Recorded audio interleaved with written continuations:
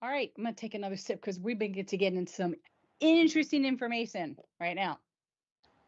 So, Aortic Dissection Awareness Month is here. Some people focus on just the day, which is September 19th. Some groups focus it on 1 week, which is getting ready to start on, I guess that's what is that? That's Monday, I don't know, the 19th, 18th, 17th, something like that for the whole week leading up or including. And we just realized there's just way too much information to not present it and make it an entire month.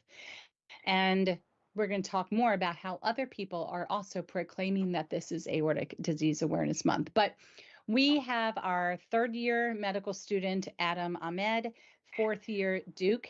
I'm going to butcher his last name. I think it's Gao. I'm going to have to ask him. I'm going to have to ask him how to pronounce it because I don't think I've heard him say it, but it's Duke and Adam. And they have been really focusing on all of the medical content that we've been sharing. And really, the best way to start off is let's talk about the aorta. What is an aorta? I don't even know how many people really knew what it was, right? So, starting off with a review about the aorta, if you go to pages 13 through 15 of the patient guide, that's where this is located. And it's a great visual, lots of arrows and pointing to what all the different sections are on the aorta. And here it is. You've got your aortic arch. Ascending aorta starts. First, of course, you're going to have your aortic root by your valve. Then you are ascending because you're going up. You're coming through the aortic arch, and then you're still in the chest or the thoracic area, but now you're descending. And then you have your suprarenal abdominal aorta, and then you have your infrarenal aorta, and then of course the bifurcation. I think that's what that's called right here. I think that's the word into the LAX. So that's your aorta. Like big old candy cane, could look like, I think we've had somebody in the community dressed it up as Lady Aorta, and it looked like it was a graft, and it looked like it had little legs. Remember somebody did that way back when? Okay, so we know that the aorta is the largest artery in the body. It's a very integral component of our cardiovascular system. Its function is really to take blood that has been oxygenated by our lungs and deliver it throughout the body, helping to perfuse every major organ in the body, including our brains, abdominal organs, kidneys, and other tissues.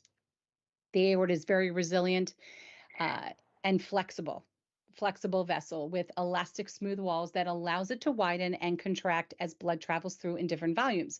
And it's often divided into three major sections, as we just saw. So you have your ascending, which begins at the level of the arch, the aortic arch, where it takes its candy cane-like turn and starts to curve downward. And then the descending aorta, where it starts to travel through your body, chest and abdomen to get to the lower half of the body. I love how Adam and Duke, how it's just like so easy to understand, right? They really do put it into perfect layman's terms. They do. And then they challenge you. They're like, now keep these divisions in your head because we're going to refer back to it. And then you'll find like on the next post, they'll say, does anybody remember what the first section of the aorta is? I love it. They're like little teachers. All right. But now here's the fun part, pronouncing the layers.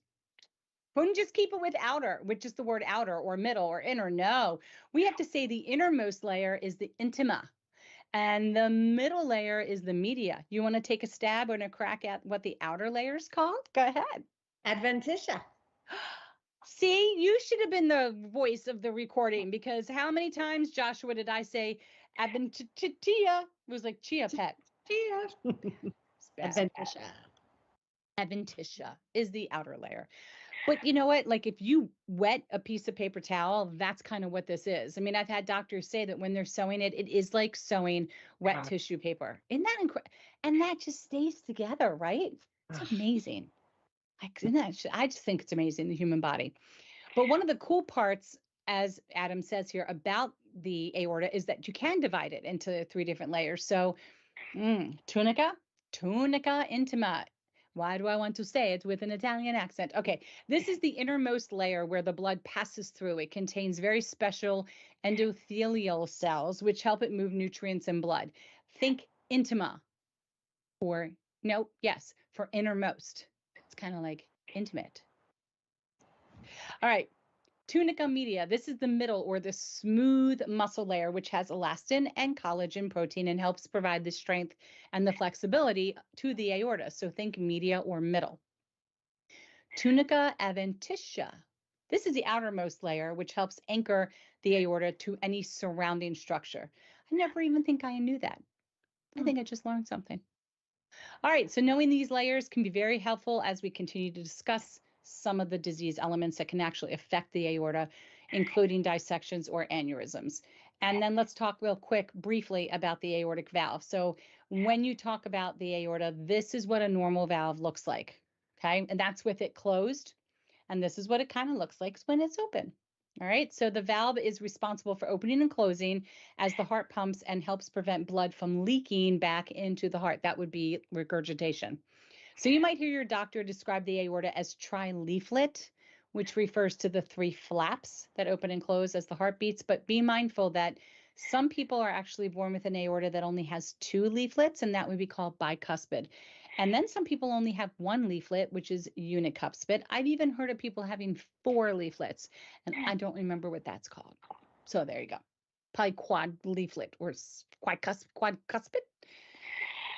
Yeah. Okay. So 2 common diseases that actually can impact and affect the aortic valve would be aortic stenosis, and that's when it becomes too tight and starts to like harden a little bit, and that kind of makes it difficult for blood to leave the heart. And then there's aortic regurgitation. That's when these leaflets become too loose, overworked, and they become leaky, and that kind of causes blood to leak backwards. And with every pump, it adds strain to the heart and can also create an aneurysm as well. All right, so that's today. Not too bad, didn't butcher too many words. And there's a lot of links here where you can get some more additional information. So that was Aorta 101. I think that was fabulous.